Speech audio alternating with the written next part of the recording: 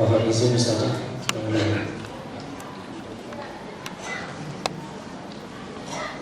Assalamualaikum warahmatullahi wabarakatuh. Bismillahirrahmanirrahim. Walhamdulillah. Wassalatu wassalamu ala Rasulillah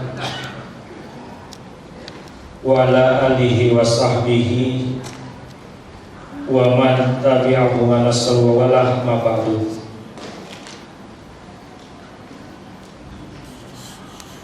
Yang sama-sama kita hormati guru kita bersama Ustazatuna Fadilatul Mukarramah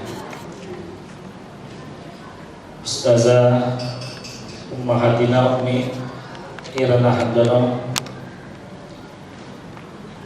Kami ucapkan jazakumullah khairan katsiran bi hudurihi. Terima kasih atas kesempatan dan kehadirannya. Ya, kita doakan mudah-mudahan Allah panjangkan umurnya, Allah sehatkan badannya, insyaallah ilmunya bermanfaat buat kita semua. Amin ya rabbal alamin. Yang saya hormati Ketua dan Panitia Pengurus Majelis Taklim Kajian 8365 atau 6583. Yang saya hormati hadir di sini alhamdulillah Ketua Masjid Bapak Haji Edi Rohiyat. Ya, kita doakan Allah panjangkan umurnya, Allah sehatkan badannya, dapat hadir terus di tengah-tengah kita. Amin. Para hujjaj, para haji, para masyayikh, para orang tua, hadirin hadirat, kaum ummahat, kaum ibu, abaina, bapak-bapak sekalian, hadirin hadirat dan segenap daripada yang mengikuti pengajian baik dari luar maupun yang memang sudah biasa hadir selalu tengah-tengah kita, kami ucapkan alhamdulillah dan terima kasih. Pertama-tama kita panjatkan puja dan puji syukur kita hadirat Allah Subhanahu wa taala atas segala nikmat dan karunia pada kita sekalian. Syukur alhamdulillah pada pagi hari ini Allah memberikan segala nikmat yang pada kita, nikmat sehat wal afiat, nikmat kesempatan waktu, nikmat keluasan waktu, sehingga kita dapat hadir di dalam majelis kajian daripada pengajian 8365. Nah, mudah-mudahan hadiran kita di sini mendapat barokah dan rahmat dari Allah Subhanahu wa taala. Amin ya rabbal alamin. Selanjutnya selawat bertangkaikan salam tak lupa kita panjatkan pada junjungan Nabi besar kita Muhammad sallallahu alaihi wasallam. Mudah-mudahan kita semua yang hadir di sini mendapat limpahan syafaat dari baginda Nabi besar kita Muhammad sallallahu alaihi wasallam. Bapak Ibu hadirin hadirat sekalian yang berbahagia, sebelum kita mulai kajian ini, izinkanlah saya pertama-tama mengucapkan terima kasih kepada Ketua Masjid DKM dan segenap pengurus Masjid Babut Taubah yang telah memfasilitasi menyediakan tempat buat kami. Mudah-mudahan apa yang diberikan kesempatan pada kami ini besar manfaatnya dan menjadi kemakmuran daripada masjid ini untuk selanjutnya. Amin. Dan ucapan terima kasih juga kami ucapkan kepada para donatur yang telah membantu baik model maupun material sehingga acara ini dapat berjalan sebagaimana biasa, tidak ada sesuatu kurang apapun. Mudah-mudahan mendapat barokah daripada Allah Subhanahu wa taala. Amin. Dan terima kasih juga kami ucapkan kepada bapak-bapak, ibu-ibu yang telah menyempatkan hadir di dalam pengajian ini, dan juga ucapan terima kasih kami simpatisan kami pada para yang mengikuti pengajian baik dari luar yang tidak dalam satu sekolah dengan kami 8365. Mudah-mudahan Allah ringankan langkah kakinya dan dicatat sebagai amal ibadah yang baik oleh Allah Subhanahu wa taala. Amin ya rabbal alamin. Nah, akhirnya sebelum kita mulai, mari kita bacakan suratul Fatihah. Ya, kita doakan khusus untuk kedua orang tua kita yang telah pulang rahmatullah, keluarga kita, suami kita, istri kita, anak-anak kita, kerabat kita, dan juga kepada orang tua kita yang masih ada. Kita doakan mudah-mudahan Allah panjangkan umurnya, Allah sehatkan badannya sehingga ia dapat kumpul di tengah kita senantiasa. Amin ya rabbal alamin. Ala hazin niyah wa ala kulli niyatin salihah wa li hadratin nabi Mustafa Rasulullah Muhammadin sallallahu alaihi al-Fatihah. Auzubillahi minasyaitonir rajim. Bismillahirrahmanirrahim. Alhamdulillahirabbil alamin. Ar-Rahmanir-Rahim. Maliki yaumiddin. Iyyaka na'budu wa iyyaka nasta'in. Shiratal mustaqim. Shiratal ladzina an'amta 'alaihim ghairil maghdubi 'alaihim waladdallin. Amin. Baik. Tibalah kita pada acara ini. Mohon maaf Umi, nanti kajian kita sesuai dengan pesan daripada panitia. Kajian kita 1 jam tentang materi. Nanti setelah itu 30 menit ada tanya jawab ya. Setengah 12 insya Allah lebih sedikit selesai gitu ya. Baik, kita mulai saja kajian kita pada hari ini tentang pembentengan akidah. Ini pembentengan akidah luar biasa, ini judulnya bagus sekali ya. Mudah-mudahan nanti apa yang disampaikan oleh beliau bisa bermanfaat buat kita. Baik, kita mulai saja kepada guru kita Ustazatuna Fadilatul Mukarramah Ustazah Umi Haja Irana Handona wa ilaihi falyatafadhal masykur. Kepadanya waktu dan tempat yang persilakan. Shallu ala Muhammad. Assalamualaikum warahmatullahi wabarakatuh. Waalaikumsalam warahmatullahi wabarakatuh. Yang saya hormati Bapak Takmir Masjid dan pengurus majelis taklim dan ibu-ibu serta bapak-bapak alumni 8365. Betul. Jadi SMP 65 tahun 83. 65 dan 83. Oh, alhamdulillah. Alhamdulillah atas perkenan Allah SWT. Pagi ini kita dapat berjumpa dalam keadaan sehat walafiat tanpa kurang suatu apapun. Karenanya marilah kita ungkapkan puji dan syukur kita kehadirat Allah atas semua limpahan rahmat, hidayah serta nikmat-nikmatnya. Alhamdulillah wa syukurillah wa la haula wa la quwwata illa billah. Wassalatu wassalamu ala Muhammad Rasulillah wa ala alihi wa sahbihi wa mawala. Segala puji dan syukur marilah semata-mata kita panjatkan kehadiran Allah yang telah berkenan mengatur hidup kita, yang karena rahmatnya semata alhamdulillah kaji kita di pagi hari ini dapat berlangsung dengan baik. Dan tidak lupa setiap saat senantiasa kita haturkan salam dan salaman kepada junjungan kita Nabi Muhammad sallallahu alaihi wasallam beserta seluruh keluarganya. Semoga rahmat Allah dan barokahnya senantiasa menyertai seluruh umatnya kapanpun dan dimanapun, dan teristimewa kepada kita semua yang hadir bersama di pagi hari ini. Ibu dan bapak yang dirahmati Allah, kalau saya nggak salah ini pertama kali ya di sini. Iya. Alhamdulillah. Ada istilah yang mengatakan tak kenal maka tak sayang. Tapi rasanya kok saya sudah kenal ya sama ibu-ibu ya. Dan ada tetangga saya. Alhamdulillah ini juga reuni. Kami dulu sama-sama di satu perumahan dan kemudian beliaunya lebih dahulu pindah, nyusul saya juga pindah. Alhamdulillah. Tanpa bermaksud mengulangi bagi yang sudah mengenal saya, hanya satu kalimat yang saya pakai untuk memperkenalkan diri. Saya seringkali disebut dengan istilah mantan kafir oleh sebagian teman kita. Dan disebut dengan istilah mantan kafir, saya katakan alhamdulillah, karena kafirnya itu mantan. Betul? Tapi kalau disebut mantan Islam, alhamdulillah, karena yang bersangkutan bukan mendapatkan hidayah Allah, tapi sebaliknya justru mendapatkan laknat Allah. Ibu dan bapak, selebihnya saya persilakan ibu bapak membaca sendiri dari biografi saya. Judulnya Antara Aku dan Irena Handono.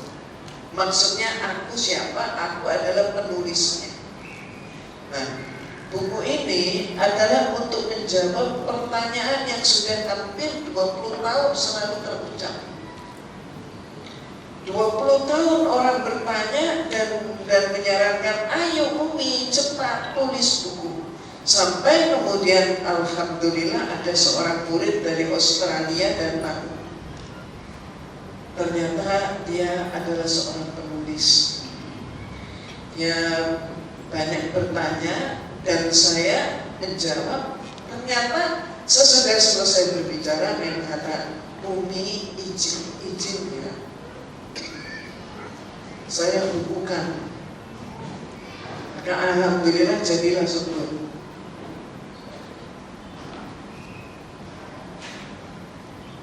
Insya Allah di buku itu suka duka saya menggapai hidayah Allah, suka duka di dalam hidup, suka juga di dalam perjuangan menegakkan agama Allah, dan bagaimana saya sejak kecil sampai dengan nenek-nenek.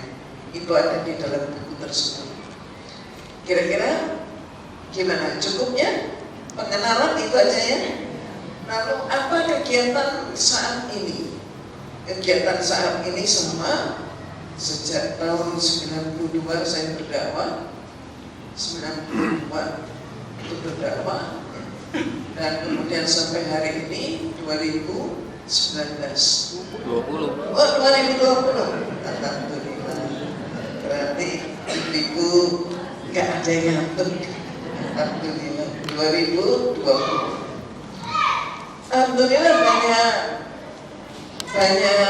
banyak peristiwa-peristiwa manis penuh perjuangan, hambatan juga ada, rintangan juga ada, semakin memperkokoh keimanan kita. Dan ada sebuah amanah bagi saya, yaitu apa? Yaitu membina Yayasan Irena Center yang mempunyai pondok pesantren. Dan pondok pesantren ini pondok pesantren khusus, yaitu pondok pesantren mu'allafah. Apa bu mu'allafah? Dari kata mu'allaf. Mu'allaf itu apa? Orang yang baru masuk atau orang yang baru belajar Islam setelah dewasa. Nah, mereka mendapatkan keilmuan tentang Islam, insya Allah dengan bimbingan, termasuk bimbingan baca tulis Al-Quran. Itu ada semua di pondok pesantren tersebut. Mohon maaf, karena rezim saat ini yang seperti inilah kita tahu, maka istilah pondok pesantren kami ganti menjadi mu'allafah village.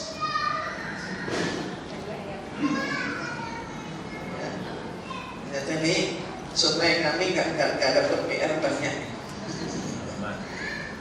Aman. Nah, mudah-mudahan. Kegiatannya apa? Kegiatannya adalah selain untuk membekali para mu'allafah dan umat Islam yang memang sudah terlahir Islam tapi tidak mendapat pendidikan secara Islam, itu juga bisa. Nah, kemudian ada momen-momen seperti kajian kristologi 2 bulan sekali. Kajian kristologi adalah kajian perbandingan agama. Dari situ kita tahu persis Jadi kalau ada ustaz-ustaz yang menekuni untuk debat, saya memilih untuk pembekalan, untuk mencetak kader-kader. Itu yang saya lakukan. Kemudian ada lagi momen, yaitu insya Allah ini merupakan suatu kajian. Mohon maaf saya kena debu.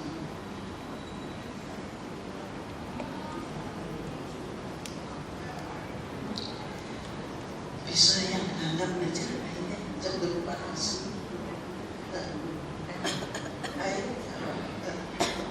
Nah, alhamdulillah untuk waktu yang dekat ini, tepatnya adalah tanggal 2, 3, dan 4. Di sana diadakan di Mu'alafah Village diadakan muhasabah masa keemasan. 9 narasumber termasuk diri saya akan mendampingi ibu-ibu dan bapak dalam waktu 3 hari. Muhasabah masa keemasan. Masa keemasan itu masa berapa ya Bu? Ya, katakanlah 40 tahun ke atas. Kenapa? Kalau dipatok 50, nggak ada jaminan bahwa meninggal itu harus tua, gitu ya. Jadi ternyata meninggal pun bisa terjadi di waktu muda. Pesertanya juga kami membatasi supaya tetap nyaman. Dan saat ini hanya bersisa kurang 2 peserta saja. Jadi apabila di antara ibu-ibu atau bapak itu kita hanya kurang 2 peserta, 2 ibu, bapak bisa 1 bapak. Itu yang terjadi. Itu yang menjadi saat ini kajian utama. Temanya adalah membangun istana di surga. Berangkat dari pemikiran banyak saat ini, karena saat ini kita sudah masuk dalam era perang. Perang apa? Perang pikiran, perang budaya, perang peradaban, termasuk perang ekonomi. Nah, saat ini banyak sekali umat kita, mohon maaf, yang masih terpengaruh dengan pemikiran peradaban Barat, di mana orang Barat itu beranggapan orang yang sudah lansia, orang yang sudah tua, sudah pensiun, berarti dia itu seperti barang rongsokan yang diletakkan di ujung ruangan, duduk di atas kursi goyang, tatapan mata kosong, diberi makan, diberi minum, dan seringkali juga kalau ditanya sudah makan? Belum. Ya, seringkali digambarkan seperti itu. Dan barang merongsokan ini, tanda kutip, yaitu orang tua, siap ditendang keluar, masuk ke panti jompo. Itu gambarannya.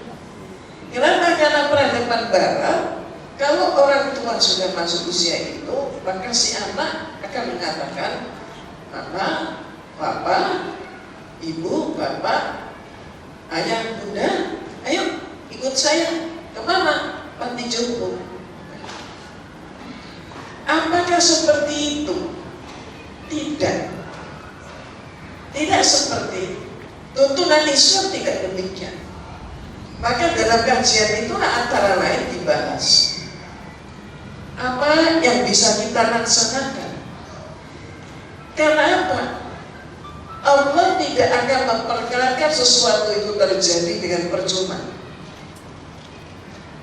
Demikian pula Allah memberikan kita usia sampai kepada usia 60, 70, 80, dan 80 lebih. Itu ada manfaatnya. Bukan seperti barang di sudut ruangan, barang rongsokan. Bukan begitu. Itu persepsi Barat, persepsi non-Islam. Kita jangan adopsi itu. Jadi ada masa yang saya sebut dengan istilah ini justru masa emas. Tapi mohon maaf Ibu dan Bapak, andai kata kita nggak ngerti tentang emas, kita pun akan menyangka, oh itu kuningan, betul. Seperti misalnya kita ini dikasih berlian, orang yang dikasih berlian dia nggak ngerti, dipikir apa? Apaan sih ini udah jelek, padahal itu berlian. Jangan-jangan lebih menarik American Diamond daripada berlian beneran, betul kan? Ini sama, kita juga gitu. Kalau kita nggak pernah mendalami, kita akan nyangka, ya diri kita sudah nggak manfaat. Akhirnya apa? Stres. Setelah stres apa? Pikun. Kenapa? Karena kita sudah mensugesti diri kita sendiri bahwa kita itu rongsokan. Padahal sebenarnya nggak begitu.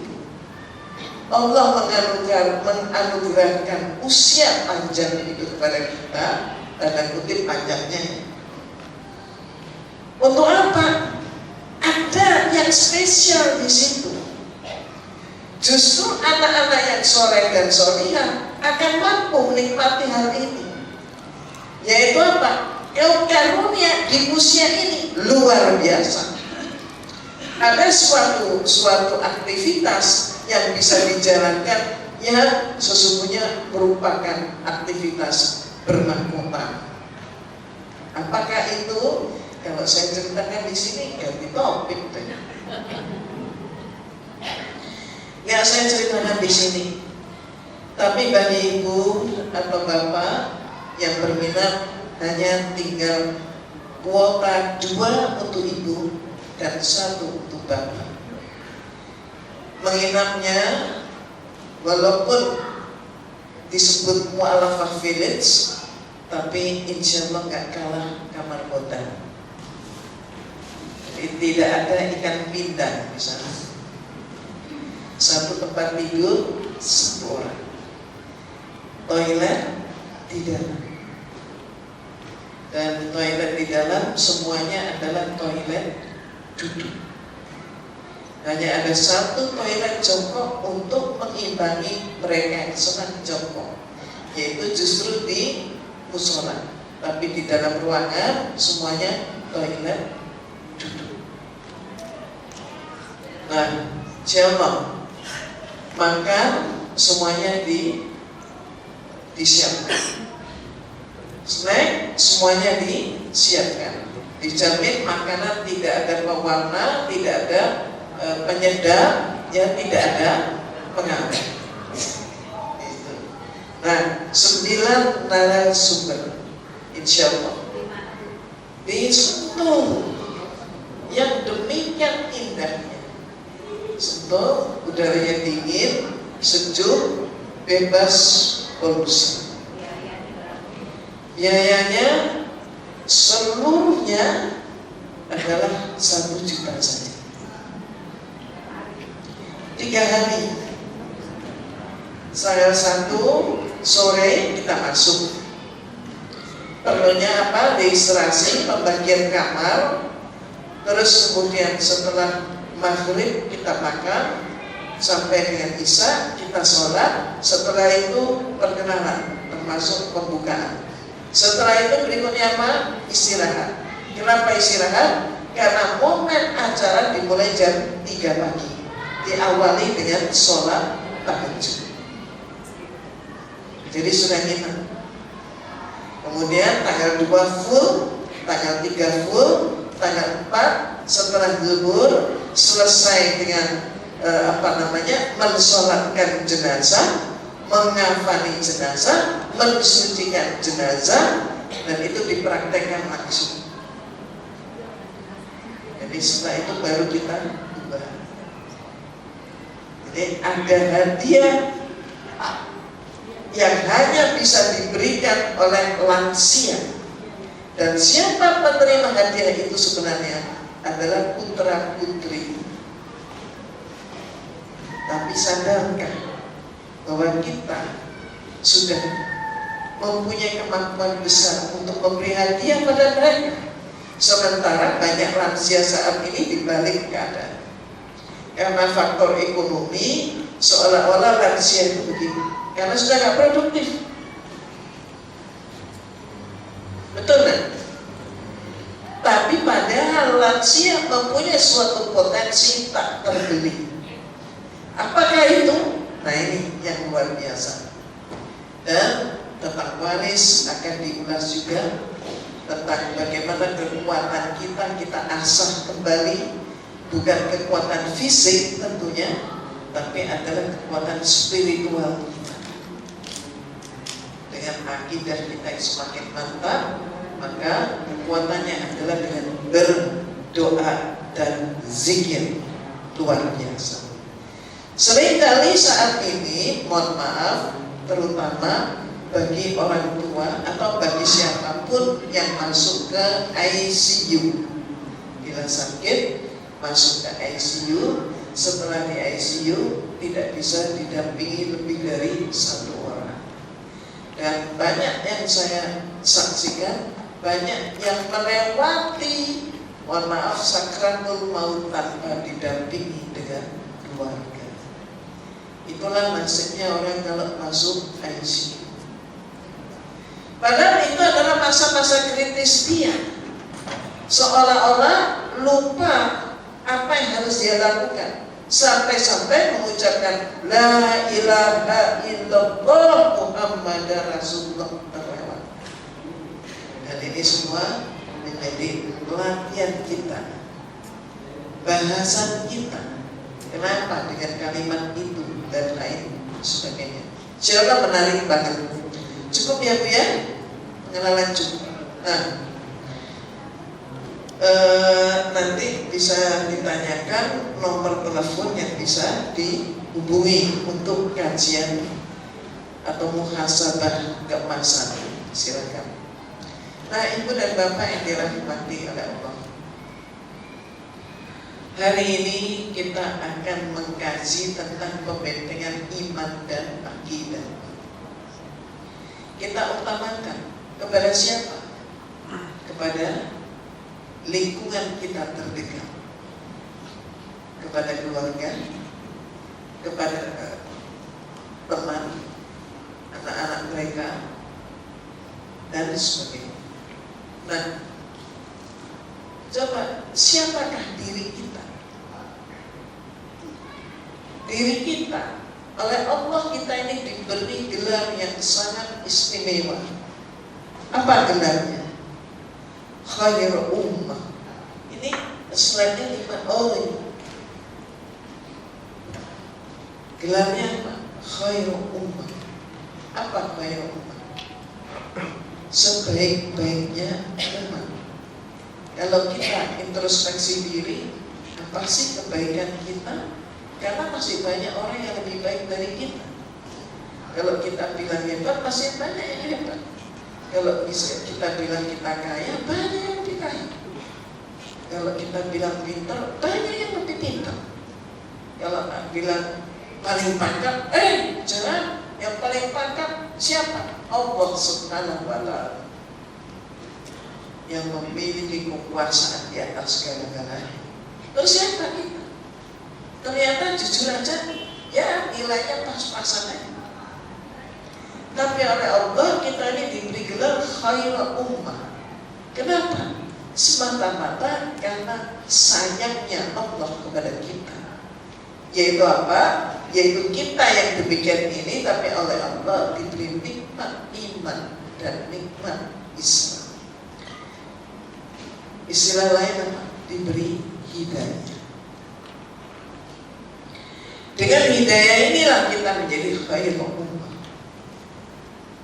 Dan kita akan tetap mampu menjadi khairul ummah apabila kita tetap setia kepada Allah. Nah, ada hak, ada kewajiban.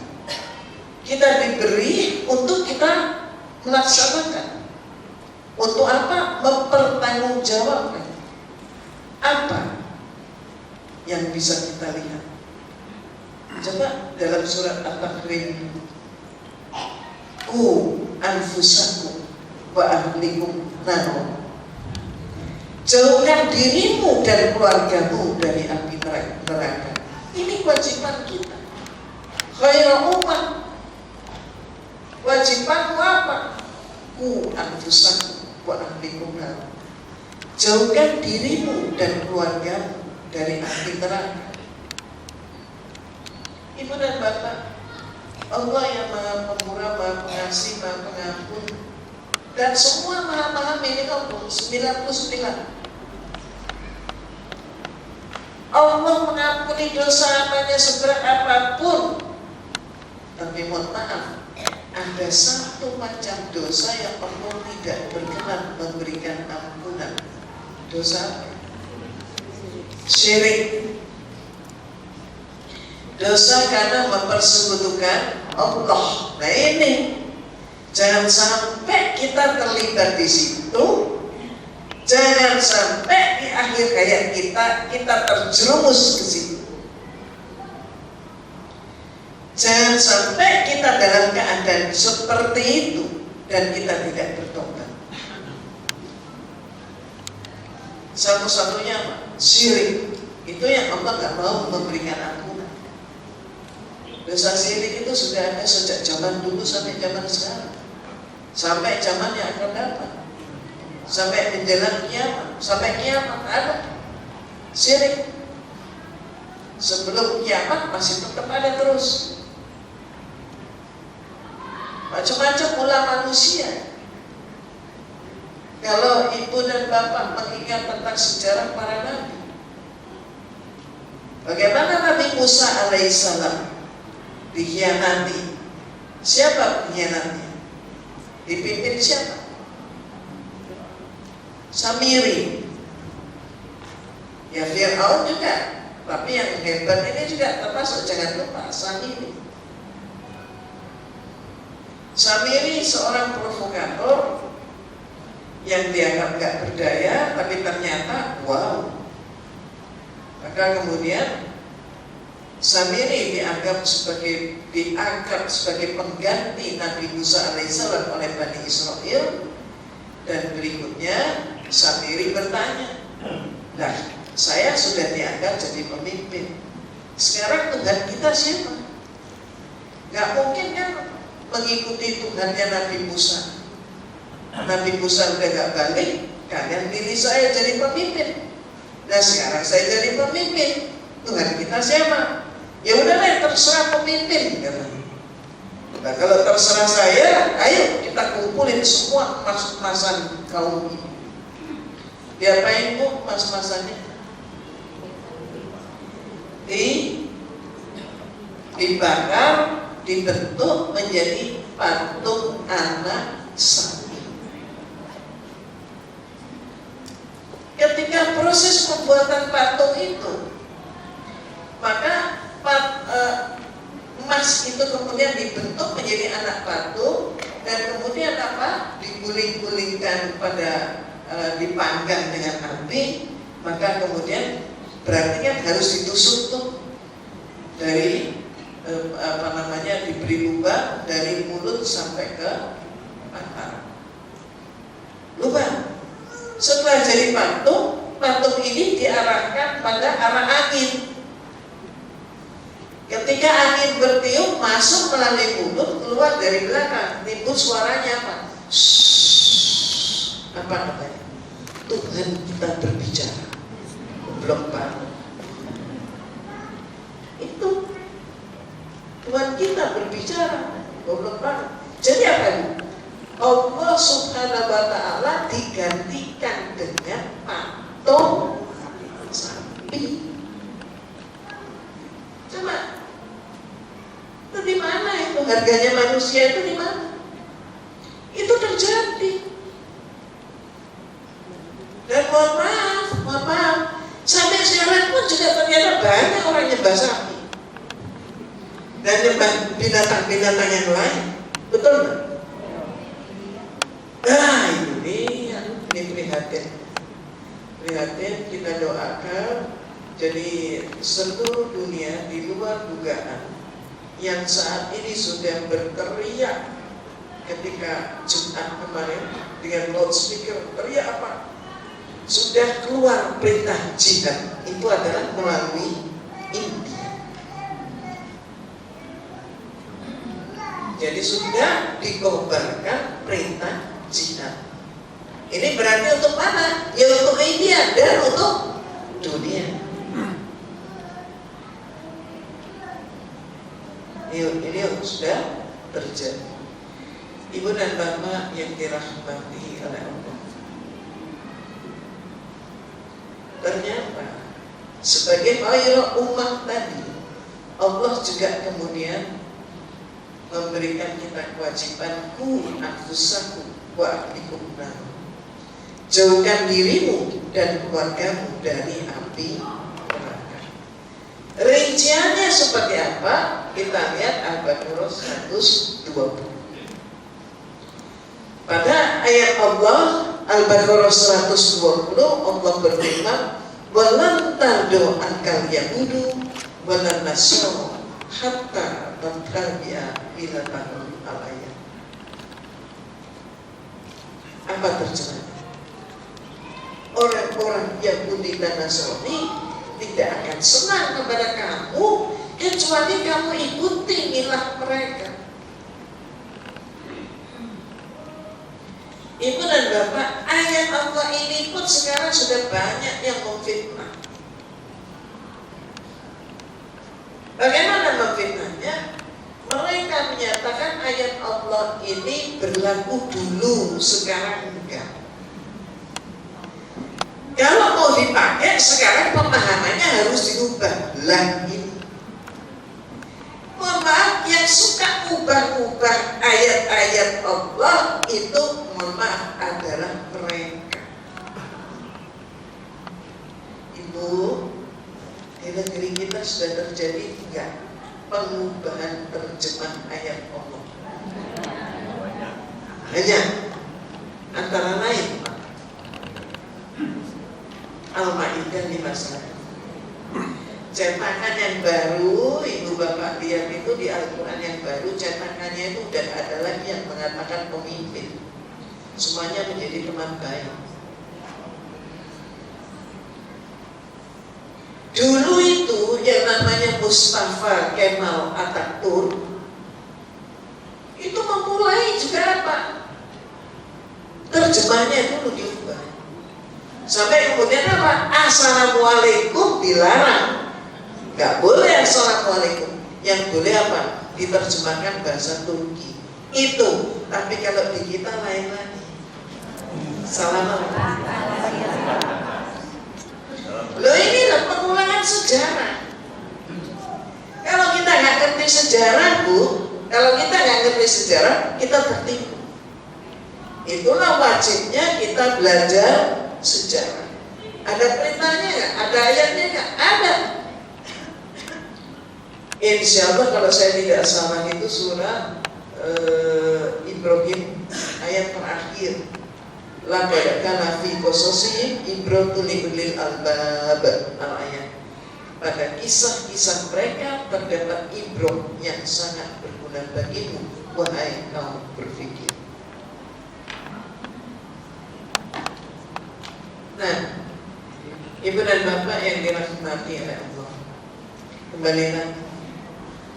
Ayat ini Al-Baqarah 120 itu mereka mengatakan, oh itu dulu, sekarang enggak. Oke, sekarang kita periksa.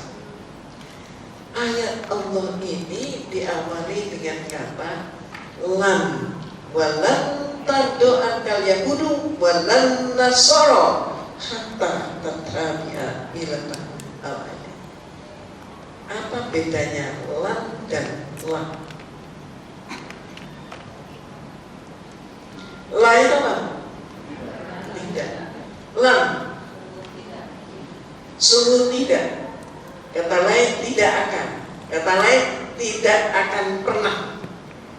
Tetangga di Solo never, never, and never. Jadi artinya apa? Tidak akan pernah. Apa maksudnya? Siapa? Ya orang ini. Dua kelompok ini, dua golongan ini.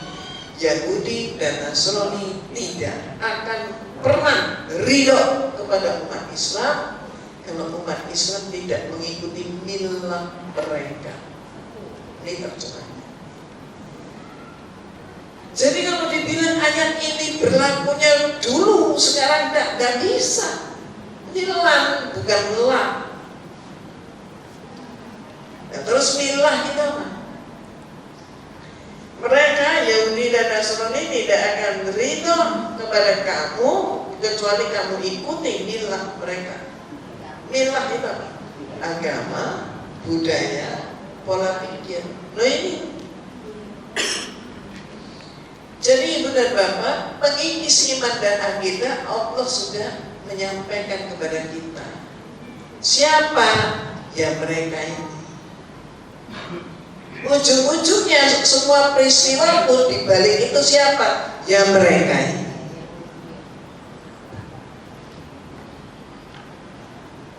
Maka hati-hati, mereka nggak akan ridho.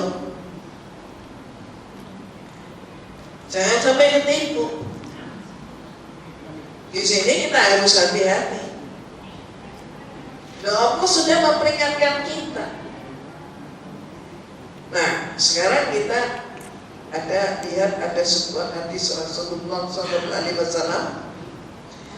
Rasulullah bersabda kepada para sahabat, ibu bapak silakan baca. Nah, tapi saya baca saya jelaskan dengan bahasa sehari-hari untuk mempermudah. Oke? Rasulullah bersabda, wahai sahabat, ingatlah engkau suatu saat nanti umatku akan mengikuti mereka. Caranya selangkah demi selangkah, sehasta demi sehasta, sedepan demi sedepan. Apa maksudnya? Mereka, umatku akan mengikuti mereka. Caranya apa? Sedikit demi sedikit, lama-lama jadi bukit. Itu maksudnya. Rasulullah bersabda kembali, bahkan ketika mereka yang mengajak umat Rasulullah, bahkan ketika mereka terperosok masuk ke dalam lubang biawak, ternyata umatku mengikuti mereka, merosokkan diri dalam lubang biawak. Ibu bapak, sekarang ini terjadi. Terjadi. Betul.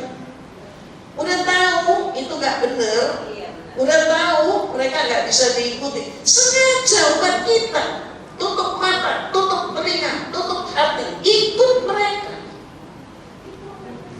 Betul? Terjadi? Terjadi. Betul kan? Kalau diberitahu, jangan ini, jangan itu. Ngapain? Itu orang baik, itu begini, itu. Betul kan? Sengaja begini. Mereka ikut memperosokkan diri masuk dalam lubang biawak. Para sahabat saat itu terkejut. Di antara sahabat ada yang bertanya pada Rasulullah, ya Rasulullah, siapakah mereka? Ketika Rasulullah sudah siap untuk memberikan jawaban, mau menjawab, terdengar ada satu pertanyaan lagi masuk. Maka Rasulullah belum menahan jawaban, membiarkan pertanyaan kedua masuk. Apa pertanyaannya? Ya Rasulullah, apakah mereka itu Yahudi dan Nasrani? Apa jawab Rasulullah terhadap dua pertanyaan nanti? Siapa lagi kalau bukan mereka? Bu, jelas? Jelas? Ya Pak, jelas. Jadi mohon maaf, kita jangan sampai terkecoh oleh uang sesaat. Dan yang lain-lain. Yang saya amati sekarang ini, mohon maaf, banyak umat kita terbeli uang sesaat. Padahal Ibu, kalau sudah kena corona, uang itu hilang, tidak ada nilainya.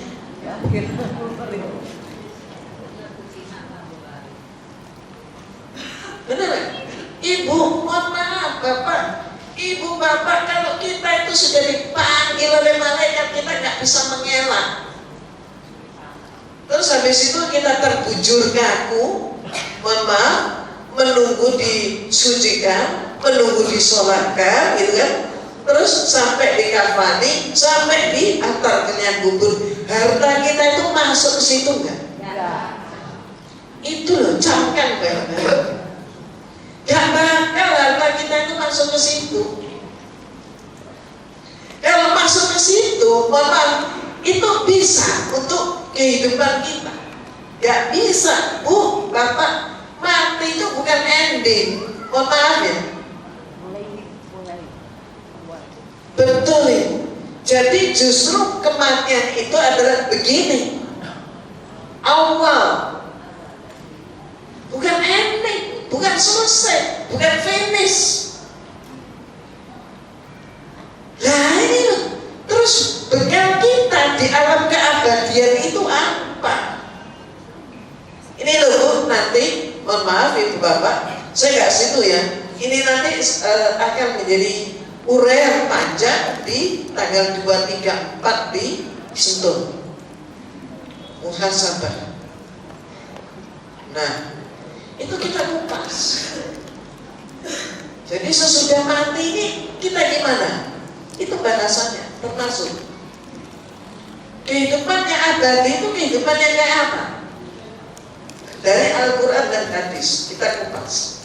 Nah, Ibu dan Bapak yang dirahmati oleh Allah, balik lagi. Yuk sekarang kita urai, milah itu apa? Milah itu adalah agama, budaya, pola pikir. Sekarang saya tanya lagi, kira-kira terjadi nggak pengikisan iman dan akidah? Terjadi ya? Terasa banget ya? Coba sekarang kita urai contohnya.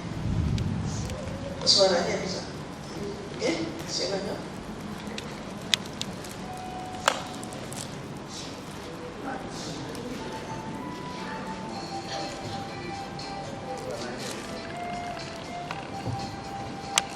Dari sini.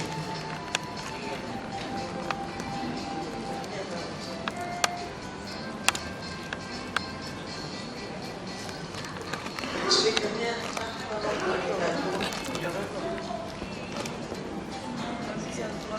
mungkin di sini ya. Keluarnya fokus ya.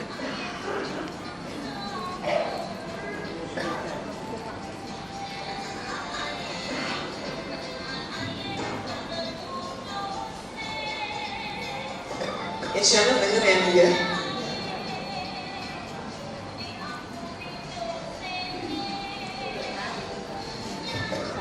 Ya situ aja.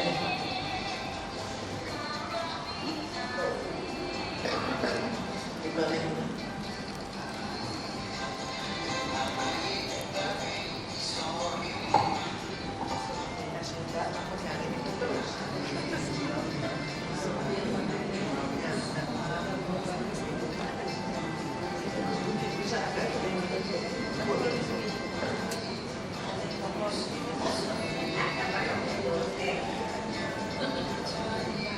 Jadi itu kan lagu Betawi Bu, betul ya? Tapi liriknya diganti Tuhan Ayi. Nah ini kan mohon maaf untuk Betawi, untuk orang-orang Betawi kan enak nih, ya. Terus juga anak-anak nyanyi ini. Nah tapi liriknya diganti lagu gereja. Anak-anak kecil ikutin, betul kan? Betul kan? Itu yang terjadi. Nah cukup. Nah Ibu dan Bapak, demikian pula cucu-cucu kita. Itu kan ada temennya nyanyi. Nyanyinya nyanyi yang liriknya bagus menurut selera anak muda sekarang. Ditiruin. Ditiruin itu apakah mereka ngerti? ngerti bahasa Inggrisnya itu terjemahnya apa. Nggak ngerti, pokoknya ikut. Padahal itu film mengajak apa? LGBT. Nah ini gayanya begini. Tetapi liriknya diganti lagu gereja. Banyak yang nggak ngerti, ikut. Inilah cara awal, sedikit demi sedikit. Berikutnya lagi.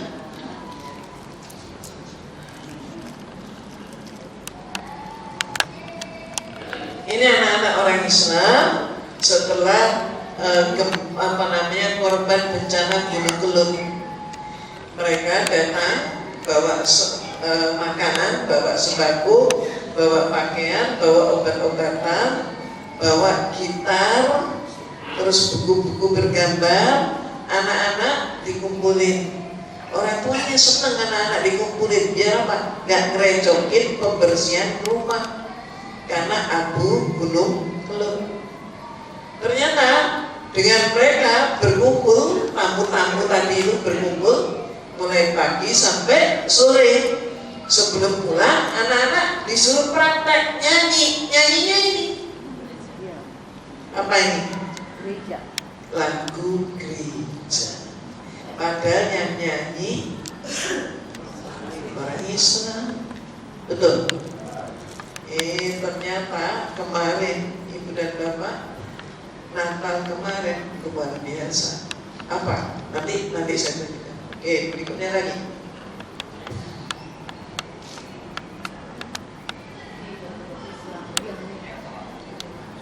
Nah, ini juga model begini. Mulai Ibu, Bapak, kita harus waspada. Mohon maaf, orang yang sepertinya pakaiannya kayak bapak-bapak, kayak ibu-ibu, busana muslim, muslimah, tapi ternyata mereka Kristen. Nah, mereka ini menyatakan diri Kristen Arab. Coba naik tengok, mereka juga cium tangan, gitu kan? Terus juga buka kitab. Tapi mohon maaf, kitabnya dibuka, yang dibaca bahasa Arab, ya, tapi bukan Al-Quran. Injil berbahasa Arab. Nah ini bagaimana orang Islam yang nggak ngerti Al-Quran. Nah sekarang ini Ibu Bapak, banyak orang Islam nggak bisa ngaji, banyak. Ada orang yang nggak ngerti Al-Quran, banyak. Coba, mohon maaf, Ibu Bapak, contohnya aja, sudah hafal Quran belum? Ada yang sudah, ada yang belum. Oke.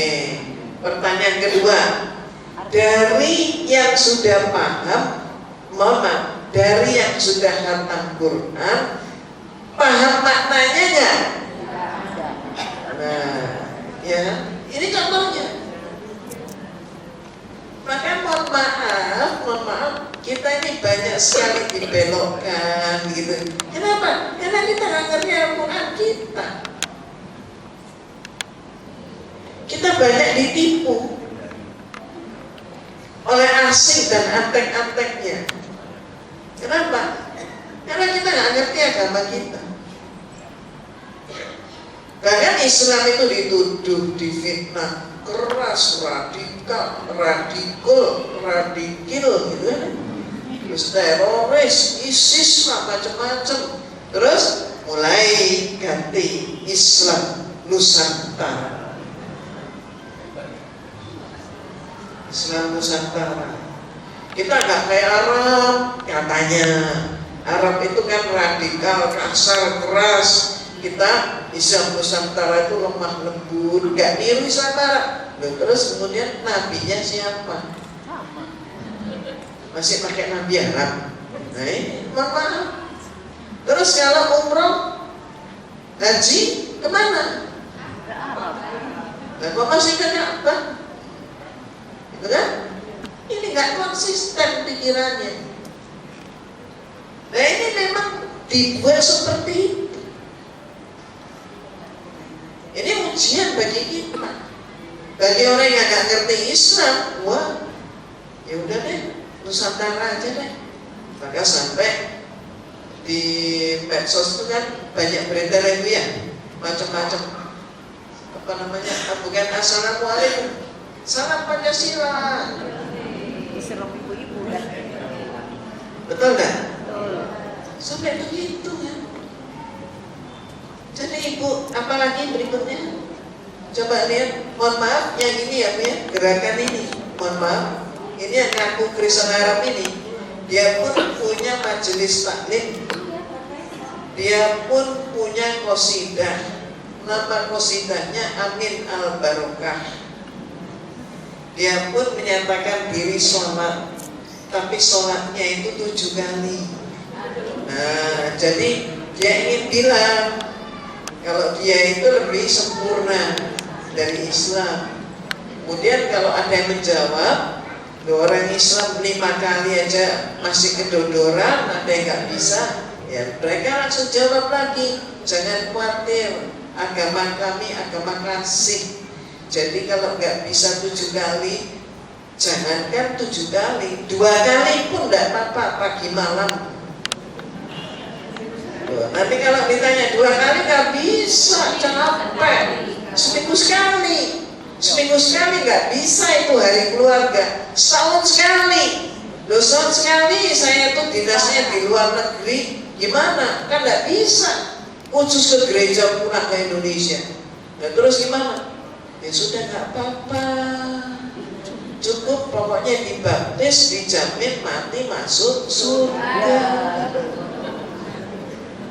Nah ini terus. Mohon maaf, bagi remaja, anak muda yang sedari kecil dia nggak dikenalkan Islam oleh orang tuanya, sekolahnya juga di luar negeri, nggak kenal Islam, pilih mana dia? Pilih yang enak. Menurut dia yang gampang. Ini loh, ini. Oke, lanjut lagi. Ini silakan ibu bapak dengerin. Ini yang disasar adalah orang yang ke barat-baratan. Iya suaranya.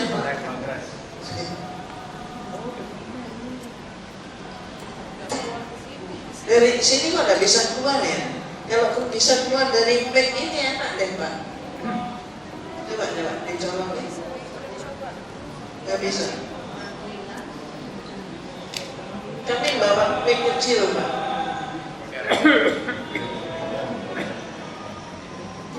Tapi kok nggak berfungsi ya mic kita? Coba tuh. Ini apa Ibu, Bapak? Mohon maaf ya, nggak terdengar suaranya ya. Ini adalah baca Quran tapi pakai langgam seriusan. Nah, alasannya apa? Mereka menyumbangkan ini pada umat Islam. Katanya apa? Kami menyumbang pakai seriusan untuk menggantikan bacaan Al-Quran yang jadul. Jadi supaya modern, bagus, disumbanglah oleh mereka pakai lirik seriusan. Nah, sampai sini saya tanya pada ibu dan bapak, gimana? Kira-kira mau? Seneng? Enggak? Keren? Enggak? Mau Pak? Enggak? Kita terus mohon maaf, coba apa sebabnya ibu bapak menolak?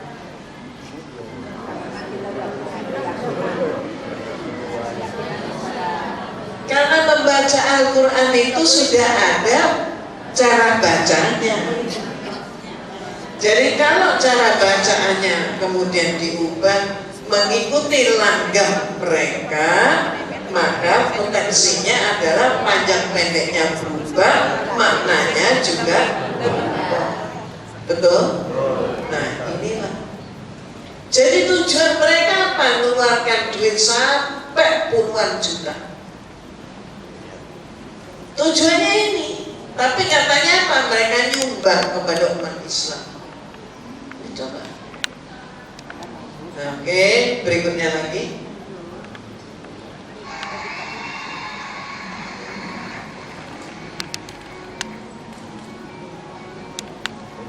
Sayang banget.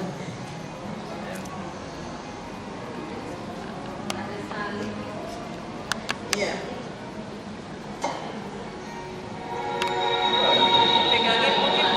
Pegangin semua. Aris pegangin aja. Nih, Ya.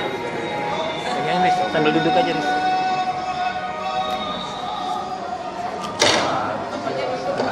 Duduk Aris.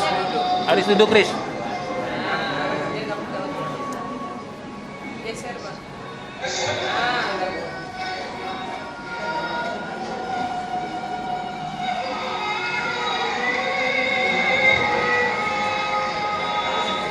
Dah.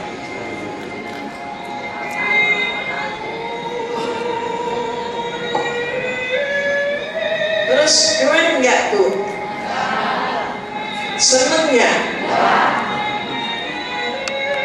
Mau nggak? Kenapa kok nggak mau? Jadi inilah cara sesat menyesatkan. Coba, Ibu ya, Bapak. Azan itu apa? Panggilan sholat. Ave Maria itu apa? Puji-pujian kepada ibunya, kata mereka Tuhan Yesus. Boleh nggak ini digabung? Nggak boleh. Kenapa nggak boleh? Nggak mencapai syarat. Syaratnya apa? Penggabungan dibolehkan kalau sama, setara, seimbang. Nah ini mencukupi syarat nggak? Nah, maka inilah disebut penyesatan berpikir. Caranya seperti ini. Jadi kalau dalam ilmu filsafat, ya Pak, tunggu aja. Ada lagi yang lain. Sabar Pak, sabar. Nah,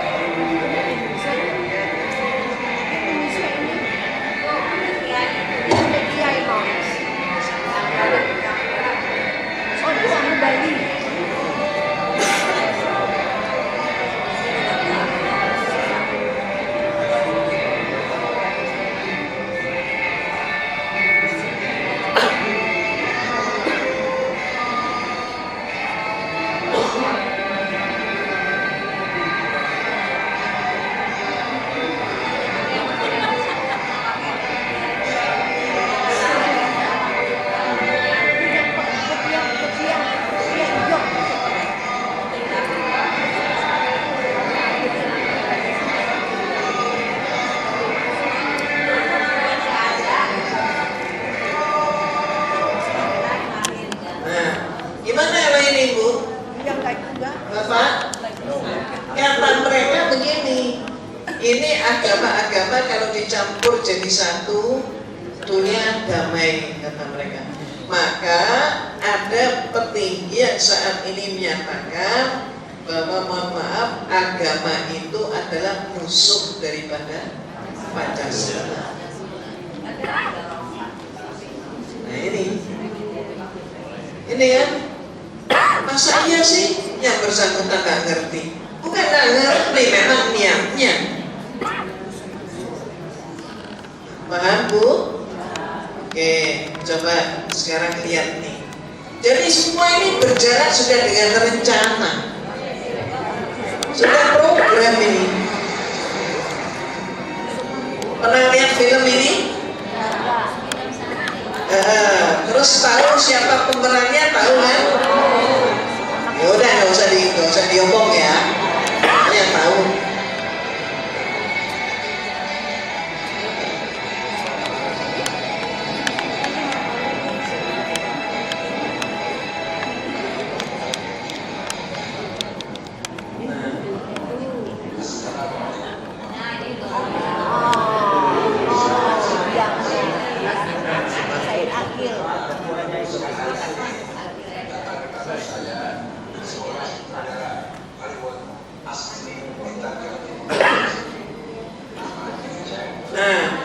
Ibu, dampak daripada film tadi, coba saya tanya dulu.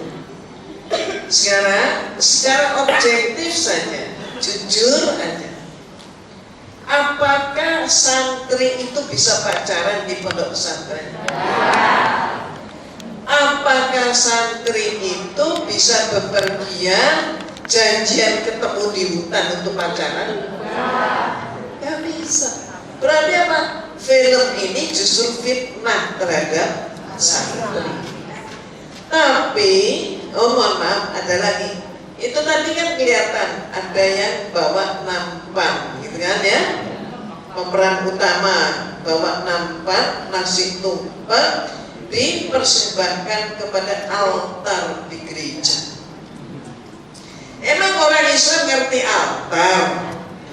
Ada budaya nyembah altar? Nggak ada. Menyembahnya siapa? Allah. Nah kita ini kan berada di masjid. Di masjid ada altar nggak? Nggak ada. Masjid seluruh dunia nggak ada altar. Sejak kapan orang Islam kemudian membuat sembahan ke altar? Oh, na'udzubillah min dzalik. Ini loh, dampak apa dari film ini? Dampaknya, ayo dilihat. Ini, lihat.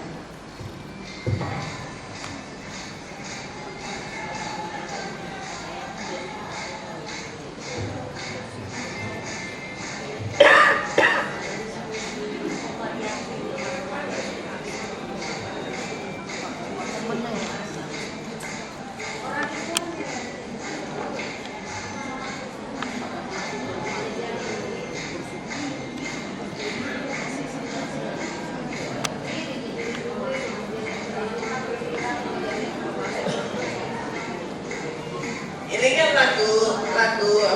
lagu Islam ya, dinyanyikan di gereja.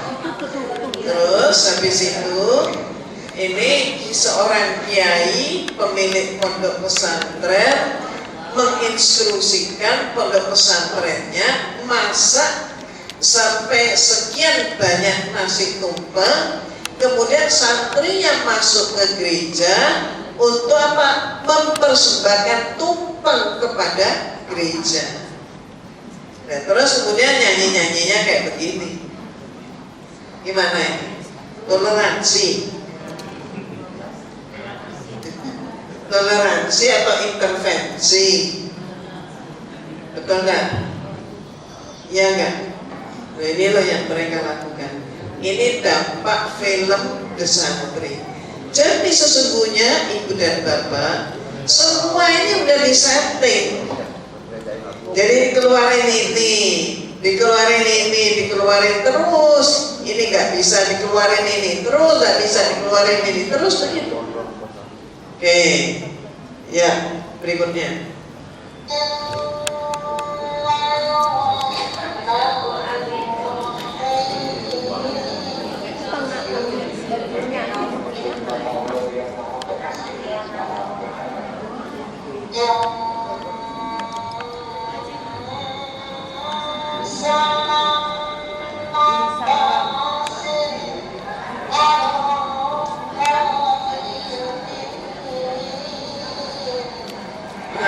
Oke, ibu dan bapak, ini kan sepertinya orang ngaji, tapi pertama kali kita lihat pakaiannya pun gak layak, betul kan? Terus kemudian ucapan yang kita dengar diawali dengan kalimat Bismillahirrahmanirrahim, kemudian diterjemahkan. Kalimat berikutnya apa? Coba diulangi sekali lagi, ibu bapak dengarkan apa yang diucapkan.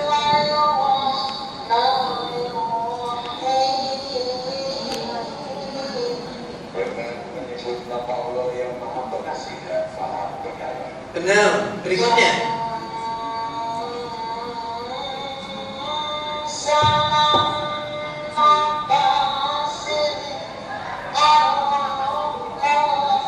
Apa bu?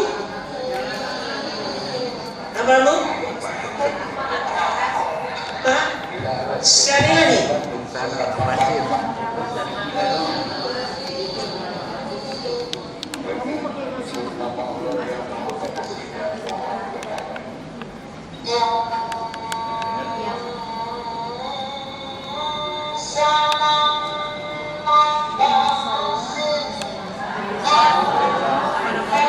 Gimana Bu?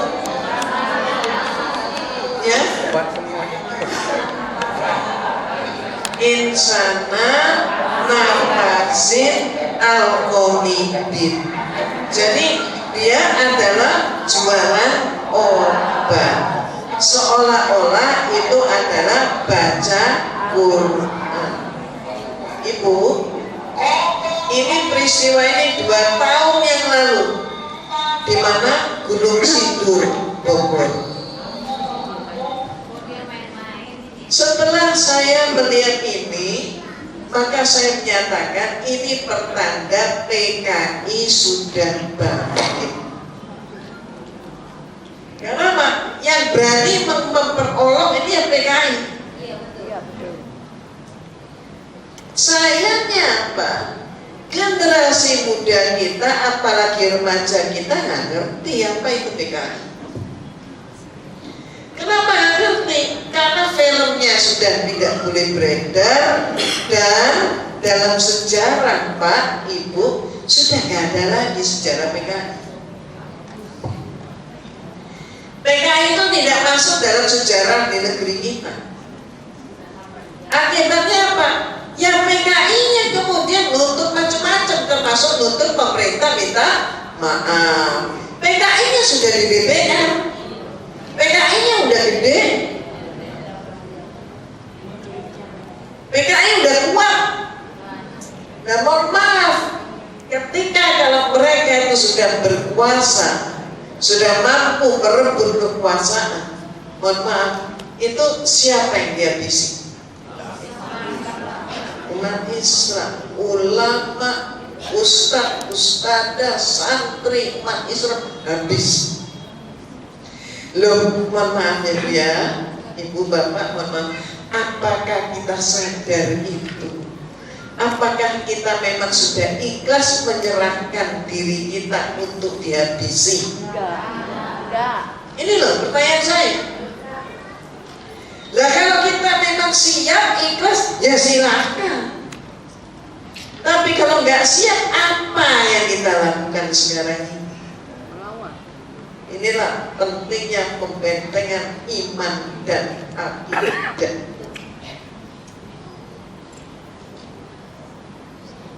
Ayo bentengi keluarga kita. Jangan sampai mereka itu keluar daripada karunia Allah. Ini kita harus melakukan apa? Penyadaran. Maka Ibu, kalau Ibu Bapak, mohon maaf, kita itu sudah sejak zaman Belanda dulu itu ditanamkan pemikiran apa? Diam itu emas. Itu terus. Akhirnya apa? Kita ini diam 350 tahun. Tapi sahabat Ali bin Abi Thalib menyatakan, suatu kaum rusak bukan karena banyaknya orang jahat, tapi suatu kaum itu rusak karena diamnya orang baik. Orang baik itu tidak melaksanakan amar ma'ruf nahi munkar. Orang baik itu tidak saling menasihati, diam aja deh. Itu ibarat setan bisu. Ya enggak? Betul enggak? Bu, mohon maaf ya, kita masuk golongan itu bukan? Alhamdulillah kendalinya. Enggak ya? Maka ayo saling menasihati. Ayo berani menyatakan yang hak itu hak, yang batil itu batil. Kalau enggak kita, apa mungkin asing akan menolong kita? Mohon maaf, jangan mimpi. Maka kita bangsa Indonesia yang berjuang menyelamatkan negeri ini, apa iya orang Cina akan menyelamatkan negeri kita? Apa iya Amerika menyelamatkan negeri kita? Nggak mungkin.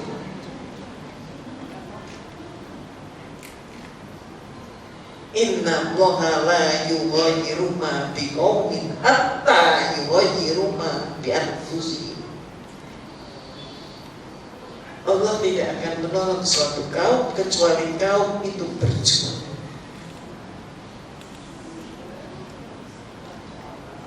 Paham Ibu? Ibu dan Bapak, ini tadi contoh-contohnya.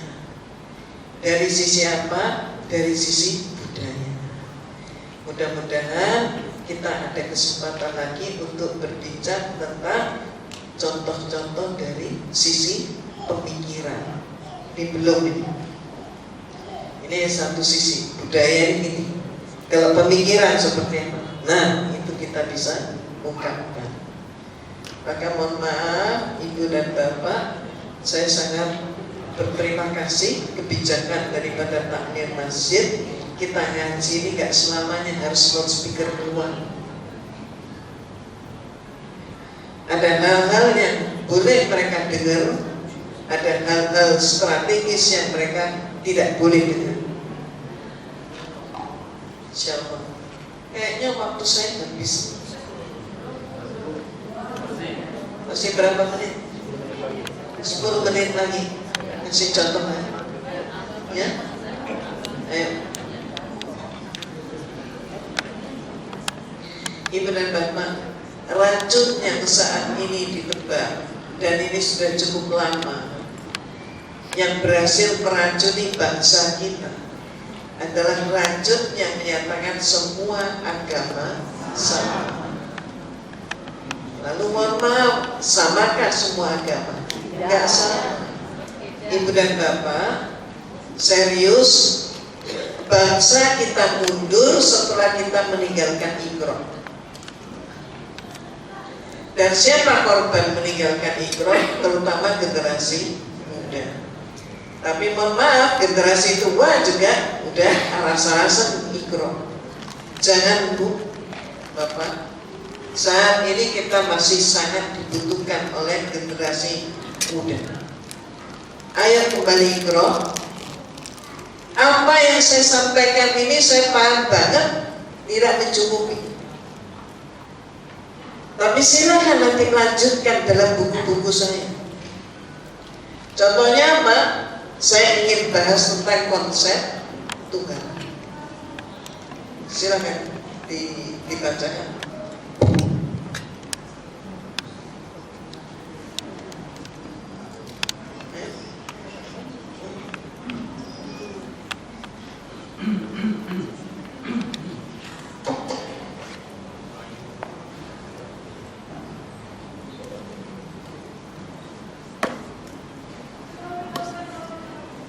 Konsep Tuhan.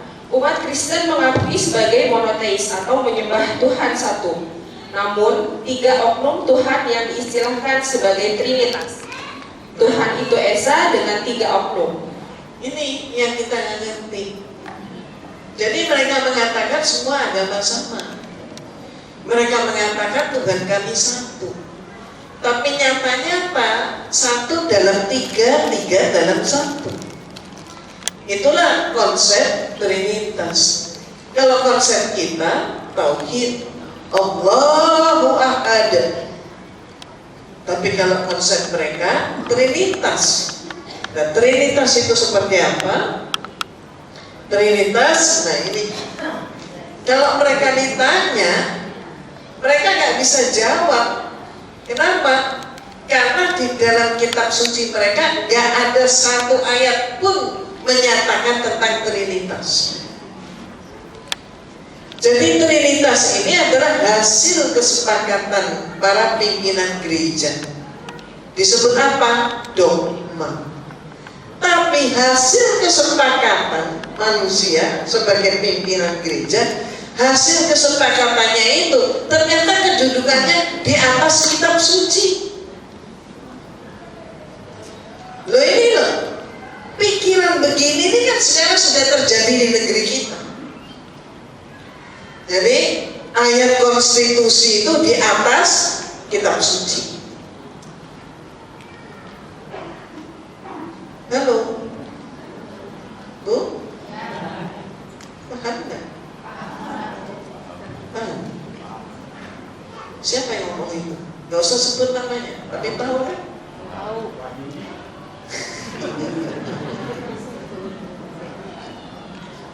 Ya. Nah, terus akhirnya mereka membuat begini. Mereka membuat, saya pun ketika masih di alam mereka, saya tanya pada dosen saya,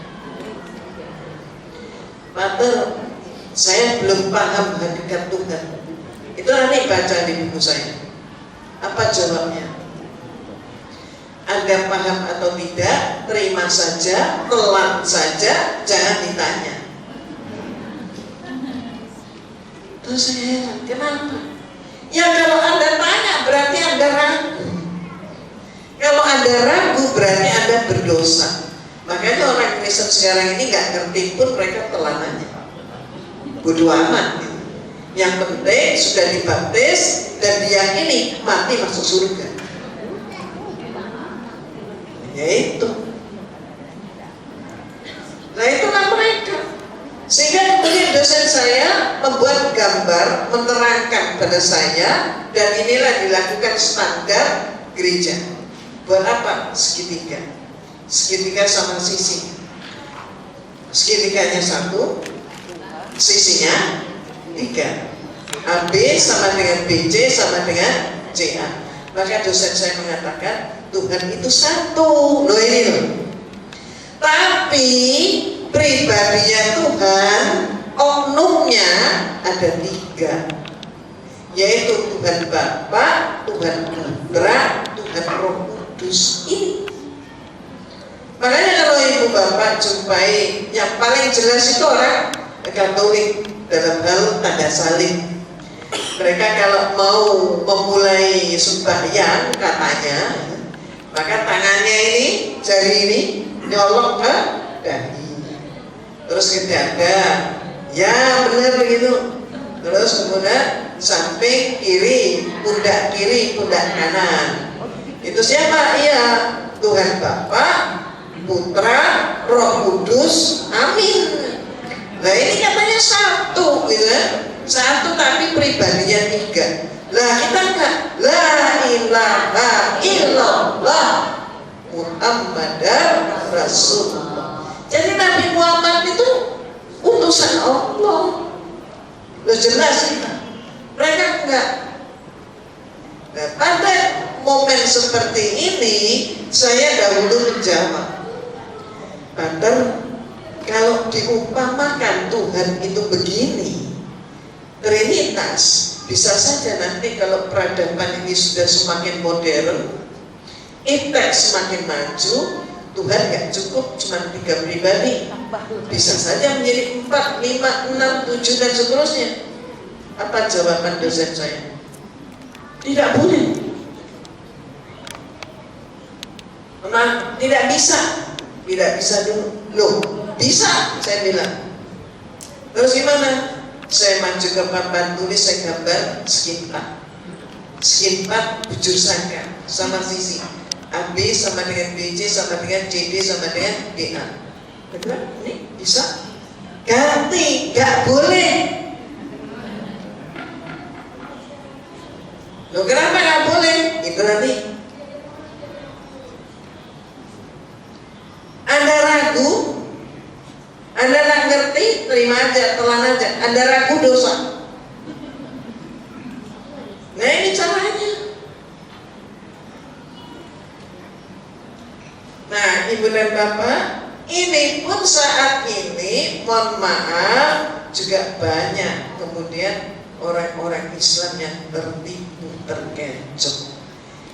Siapa mereka? Yang akidahnya nggak kuat, tauhidnya nggak kuat. Artinya, nah, oke, coba lihat slide berikutnya. Mereka menggambar ini, Karena tadi segitiga nggak memuaskan hati, mereka membuat gambar. Nih, ada gambar sebelah kanan, laki-laki tua, betul? Siapa dia? Karena dia laki, dia tua, disebut Tuhan Bapa. Gampang kan? Sebelah kiri, laki muda, maka disebut Tuhan Anak. Anak siapa? Maksudnya Tuhan Putra. Putra siapa? Yesus katanya. Padahal Nabi Isa alaihissalam. Terus pegang atas, itu siapa? Burung merpati putih. Oh, itu simbolnya Tuhan Roh Kudus. Ini hasil kesepakatan pimpinan gereja. Tahun berapa? Di mana? Tahun 325 di kota Nicea. Dalam rangka apa? Konsili. Konsili itu apa? Konferensi. Konferensi di Nicea tahun 325. Inilah yang kemudian berhasil membuat kesepakatan Yesus adalah Tuhan. Oknum kedua.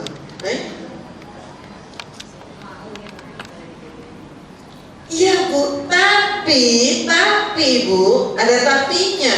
Sekarang ini juga, mohon maaf, masih juga terjadi anaknya orang Islam yang kemudian tahu-tahu jadi Kristen.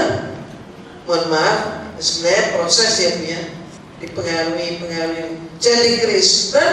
Kenapa? Karena akidahnya lemah. Karena apa? Pemikiran mereka sudah masuk semua agama sama. Apalagi kalau sudah pacaran. Apalagi kalau sudah hamil. Lebih lagi. Sampai-sampai contoh saja Bu, saya nggak menyebut nama, ya. Ada anak orang Islam yang kemudian ketahuan oleh kakaknya bahwa dia menjadi Kristen. Diajak jumpa dengan saya. Terus kemudian saya tanya, agama Anda apa? Saya Kristen. Saya tanya ke kakaknya, kamu? Saya Islam. Adikmu Islam. Orang tua Islam. Loh, bagaimana Anda sendiri Kristen, orang tua dan seluruh keluarga Islam? Iya, saya sudah masuk Kristen ini 3 bulan yang lalu. Terus saya tanya, apa penyebabnya? Bu, dia bilang, saya ini umur sudah 28 tahun, sepanjang 28 tahun saya tidak pernah berjumpa dengan Allah. Jadi Allah itu bohong, gak ada.